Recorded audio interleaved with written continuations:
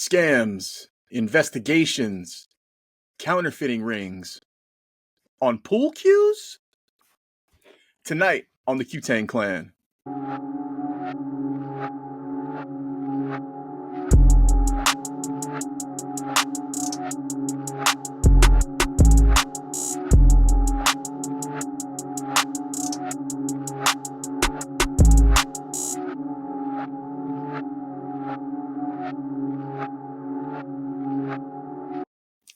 Greetings, fellow Qists. I want to thank you guys for being here. Those of you who will watch this, thank you. Those of you who will watch my shows, thank you.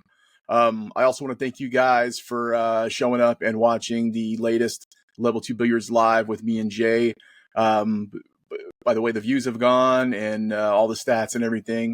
Not only was this our longest show, but this looks like it's been our most watched show. We touched on it in our reunion show, our very first show back, that we had a little fallout. And I don't know, sometimes when you involve something that you're into and you have passion for it, sometimes people's input they start clashing heads, and that's exactly what happened, man. We had so much input that we wanted to put into this show. We clashed over it and caused us to fall out. But luckily, we're smart and we're both older guys, where we didn't punch each other in the face and say shit that we regretted. So we were able to pick up and go right back at it. And it's been great, man. It's been so much fun. We've these past few shows we've had so much fun, and it's been a blast. And I don't know, sometimes when you have stuff like this, you learn about each other for the better. And it was a friendship that obviously that we wanted to keep going and grow, and we absolutely love doing this show together, and it's been so fun, man. I'm sure you can probably tell we have so many laugh breaks per show. It's just been so fun and a total enjoyment to do. So let's get into the meat and potatoes of today. Today's show, I want to talk about the Jay Flowers counterfeiting incident. Those of you who have seen Jay Flowers socials will know that they issued a press release and an apology about the counterfeited cues with their name on them. I had originally thought and interpreted on my own. It was like everybody's seen those knockoff Predator cues that say like Predo Air or whatever the hell, OAIR Predator, and then OAIR on the bottom. I've seen them on eBay, seen them on Amazon. It's just weird knockoff looking Predator stuff. So yeah, we've all seen those. So I thought this Jay Flowers thing was just another type of that. But then I read a little bit further, and I found out that this Eddie Wu guy who was involved, I mean, he's not just some Joe Schmo running a Chinese factory. I mean, this guy's an actual legit big time businessman. So that kind of forced me to dig into it a little bit further. And it's it's actually, I mean, it's not exciting or anything like that, but I guess what had happened was Eddie Wu owns this company, Conlin Billiards. There used to be Connolly Billiards back in the day with the C. This is Conlin with a K. So Eddie Wu owns this Conlin Billiards, which is a very low budget, entry level, billiard company, kind of like along the same lines as Predator. They sell cues, maple, carbon fiber, different butts for different games, carom, 9-ball, Chinese 8-ball, different cues for that. They sell sets of balls and everything is totally low budget. $100, $200. I think I seen a set of balls on the website for like $99, and the cues are like $150, $200. Very low budget. So digging into it, I found out that this Eddie Wu, years ago, he contacted Jay Flowers to construct them some butts that they can reverse engineer and eventually sell. So the batch that Jay Flowers gave them had the Jay Flowers logo on them, as opposed to the Conlin logo that the guy had requested. So from there, and take this all with a grain of salt. I mean, these are articles that I read on the internet. who the hell knows who's writing them? Some were forums, some were little articles on small time pool pages. So, I mean, this is what I interpret them to be. So don't take it as actual factual information. But I'm not a dummy, so I kind of pieced it together, and this is what I've come up with. So, from what I've read, um, this guy got the J Flowers cues by mistake when they should have said Conlon on them. He took them, duplicated, sold them on his own, and I guess he did very well with them. Obviously, well enough to the point where we're at today, where there's a major J Flowers counterfeiting ring going on. So they said there was 3 places involved with selling these counterfeited cues. Obviously, Conlon Billiards, alibaba.com, which I took to be like a Asian, Middle Eastern Amazon of some sorts, and then Amazon.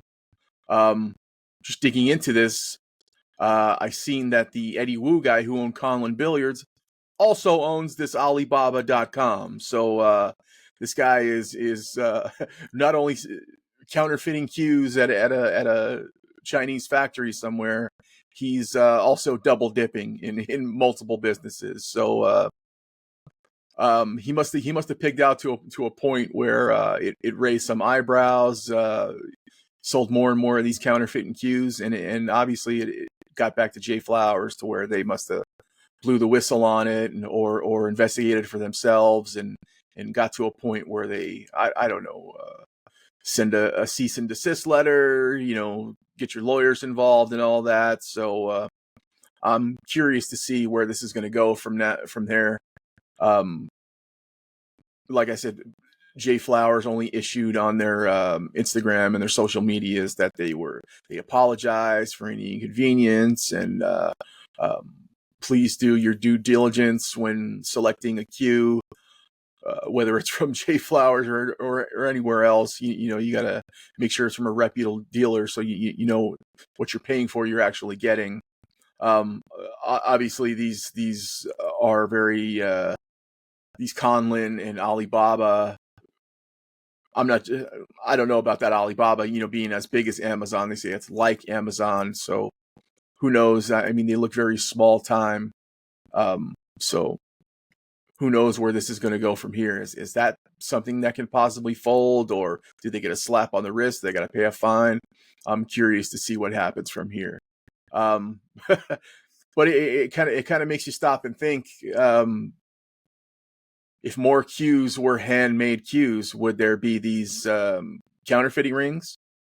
Able to deconstruct and print off a bunch of batches of these copies of big time cues that are available right now.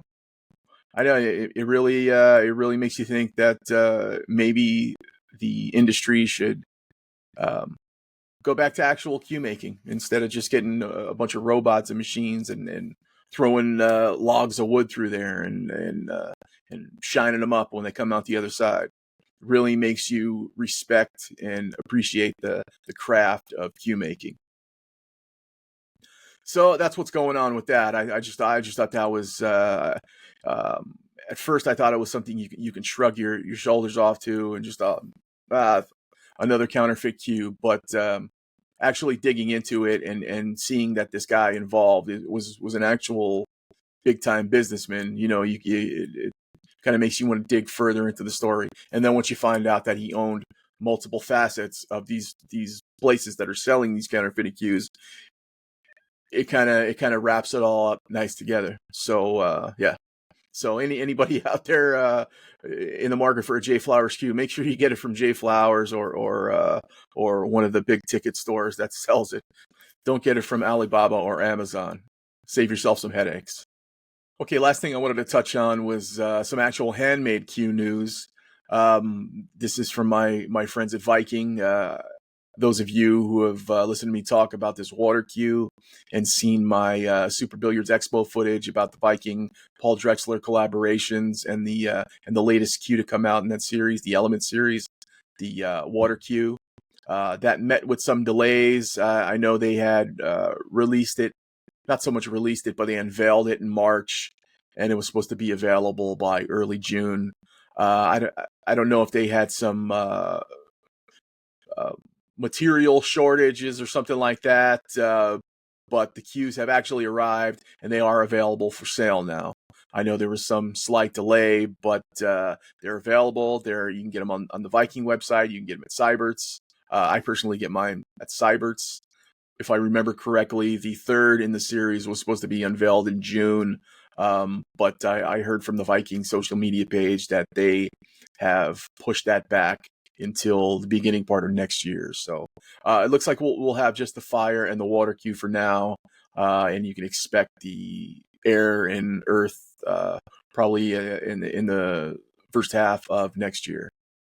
Also, one last thing that I noticed that Cyberts was doing with their Viking cues that I thought was pretty cool. They were selling some autographed Fedor Gorst cues, some his player model cue that he has. He autographed a few, and they were selling them. And then I noticed recently that the Paul Drexler Viking collab Fire Cue, they had some of those autographed by Fedor too, that they were selling for around $2,500. So I thought that was pretty cool. You know, Fedor autographed some cues. Who wouldn't love to have an autographed Fedor cue?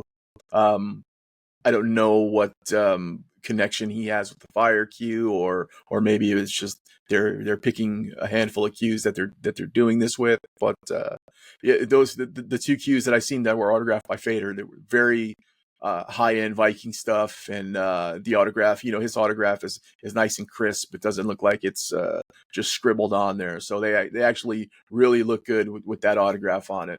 Plus, he's the number one player in the world right now. I mean, that's got to be a little boost for your confidence when you're playing with a cue that's autographed by him.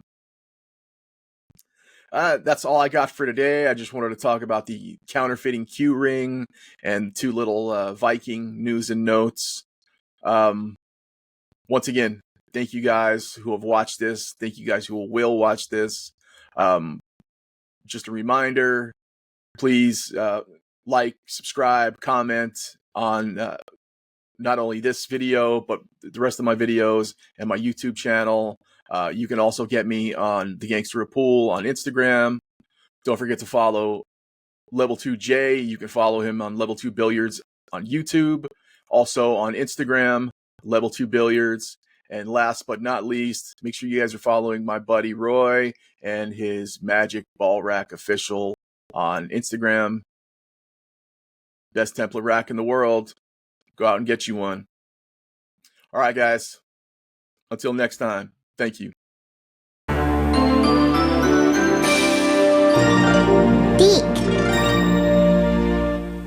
As far back as I can remember, I always wanted to be a gangster.